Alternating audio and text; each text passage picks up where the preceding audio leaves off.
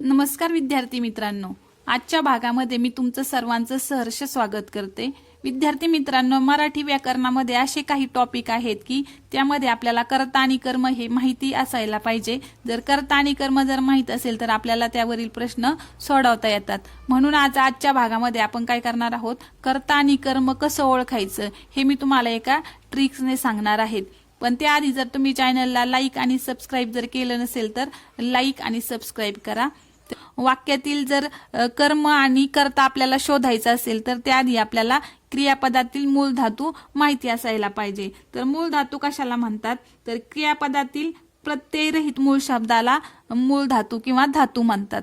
क्रियापदातील प्रत्ययरहित शब्दाला धातू म्हणतात। तर आता समजा करतो हे काय आहे, करतो हे क्रियापद आहे। करतो हे क्रियापद आहे, तर यामधील मूळ धातू कोणता आहे, तर कर आहे। हा काय झाला, मूळ धातू झाला। त्यानंतर बोलावे, बोलावे हे क्रियापद आहे। बोलावे हे क्रियापद आहे, तर यातील मूळ धातू कोणता आहे, बोल। आणखी समजा जिंकली, जिंकली या क्रियापदामधील मूळ धातू काय आहे, जिंक। त्यानंतर आहे, आहे हे एक क्रियापद आहे, तर यातील मूळ धातू कोणता आहे, अस। तर करतो हे क्रियापद आहे, तर या क्रियापदातील धातू कोणता आहे, मूळ धातू कर आहे। बोलावे, बोलावे हे क्रियापद आहे, यातला बोल हा काय आहे, मूळ धातू आहे। जिंकली यामधला जिंक हा काय आहे, मूळ धातू आहे। आणि आहे यामधला अस हा मूळ धातू आहे। तर विद्यार्थी मित्रांनो, आता आपल्याला मूळ धातू म्हणजे काय हे माहिती झालं आहे। तर यावरून आपल्याला वाक्यातील कर्ता आणि कर्म कसं ओळखायचं हे शिकायचं आहे। तर प्रथम काय करायचं आहे, आपल्याला वाक्यातला कर्ता शोधायचा आहे। तर कर्ता कशाला म्हणतात, तर वाक्यातील क्रियापदाने दाखवलेली क्रिया करणारा जो कोणी असतो, वाक्यातील क्रियापदाने दाखवलेली क्रिया करणारा जो कोणी असतो त्यास काय म्हणतात, कर्ता म्हणतात। कर्ता म्हणजे क्रिया करणारा असतो। कर्ता म्हणजे काय असतो, क्रिया करणारा असतो। आता समजा हे एक वाक्य आहे, राम आंबा खातो। तर राम आंबा खातो यामध्ये मूळ धातू कोणता आहे, तर खा हा काय आहे, मूळ धातू आहे। खा हा मूळ धातू आहे। आणि ह्या मूळ धातूला नारा नारी हे प्रत्यय जोडून काय करायचा, प्रश्न विचारायचा। नारा नारी जोडून प्रश्न विचारायचा। आणि आता इथं खाला जर आपण नारा नारी हे प्रत्यय जोडले आणि प्रश्न विचारला, प्रश्न विचारण्यासाठी आपल्याला कोण आणि काय या शब्दांचा उपयोग करायचा। तर इथं खाणारा कोण, खाणारा कोण आहे, तर राम आहे। आपल्याला लगेच प्रश्नाचं काय मिळतं, उत्तर मिळतं। तर खाणारा कोण आहे, तर राम आहे। म्हणून ह्या वाक्यात काय झाला, राम हा काय झाला, कर्ता झाला। कर्ता कोण झाला, राम झाला। अजून एक आपण दुसरं उदाहरण घेऊ।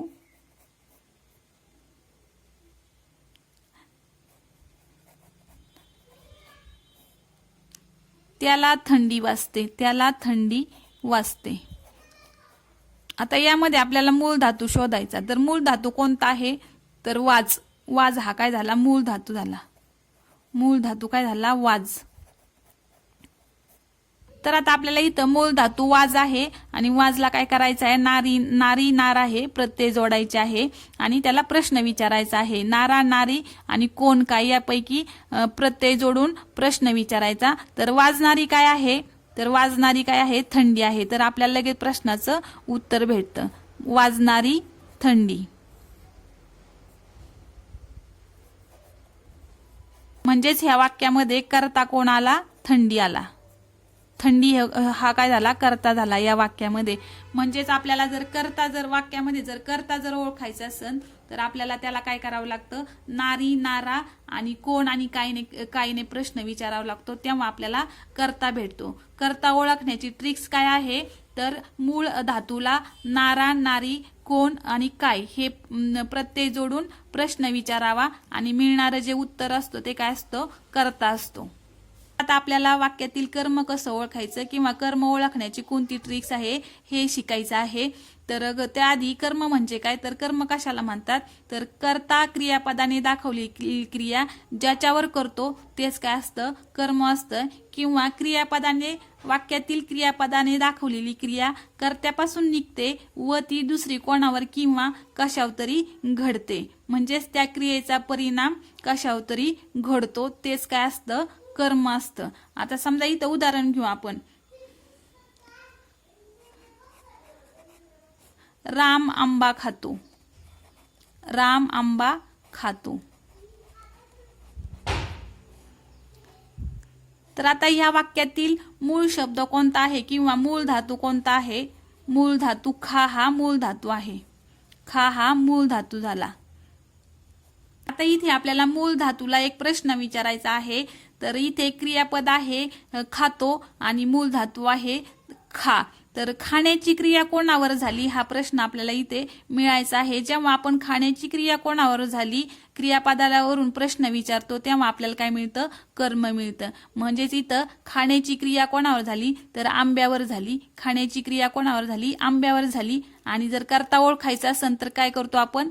खाणारा, नारा, नारी हे प्रत्यय जोडतो. पण इथं आपल्याला जर कर्म ओळखायचं असेल तर खाण्याची क्रिया कोणावर झाली, क्रियापदाला प्रश्न विचारायचा खाण्याची क्रिया कोणावर झाली किंवा कोणतंही क्रियापद असू त्या क्रियापदाची क्रिया कोणावर झाली हा प्रश्न आपल्याला इथं विचारायचा आहे.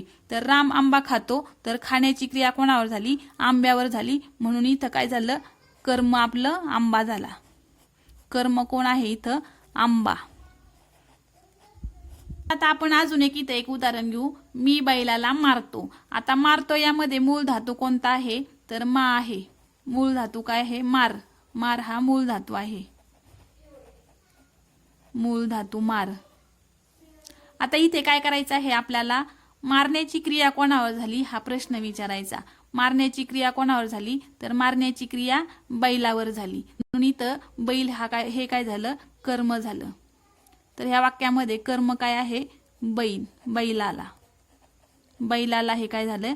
कर्म झालं. मग आता या वाक्यामध्ये जर आपल्याला कर्ता शोधायचा असेल तर मारणारा कोण? मारणारा कोण असा प्रश्न विचारायचा मूळ धातूला आणि त्यानंतर मिळणारं उत्तर काय आहे तर मी. म्हणून ह्या वाक्यामध्ये कर्ता मी झालो. तर आता आपण अजून एक उदाहरण घेऊ. राजाला मुकुट शोभतो. तर या वाक्यामध्ये शोभ हा काय झाला? मूळ धातू झाला. शोभ हा मूळ धातू झाला आणि आपल्याला जर ह्या वाक्यातला कर्ता जर शोधायचा असेल तर आपल्याला शोभ या मूळ धातूला काय करायचं आहे? नारा नारी जोडून प्रश्न विचारायचा आहे. नारा नारी जोडून काय करायचं आहे? प्रश्न विचारायचा आहे. म्हणजेच जर आपण प्रश्न विचारला शोभणारी किंवा शोभणारा. शोभणारा काय आहे तर आपल्याला त्या प्रश्नाचं उत्तर मिळतं मुकुट. म्हणजेच हा काय झाला? कर्ता झाला. शोभणारा काय आहे तर मुकुट आहे. हा कर्ता झाला. कर्म शोधायचं असेल तर आपल्याला पुन्हा काय करायचं आहे तर शोभण्याची क्रिया कोणावर झाली? शोभण्याची क्रिया कोणावर झाली तर मुकुटावरच झाली. म्हणजे ह्या वाक्यामध्ये आपल्याला कर्म नाहीये. या वाक्यामध्ये कर्म नाही. हे काय आहे? सकर्मक वाक्य आहे. अशा पद्धतीने आज आपण मराठी व्याकरणामधील कर्ता कसा ओळखायचा, कर्म कसं ओळखायचं हे एका नवीन ट्रिक्सने शिकलेलो आहोत. जर तुम्हाला व्हिडिओ आवडला असेल तर तसे कमेंट करून सांगा आणि व्हिडिओला लाईक आणि सबस्क्राईब करा. धन्यवाद.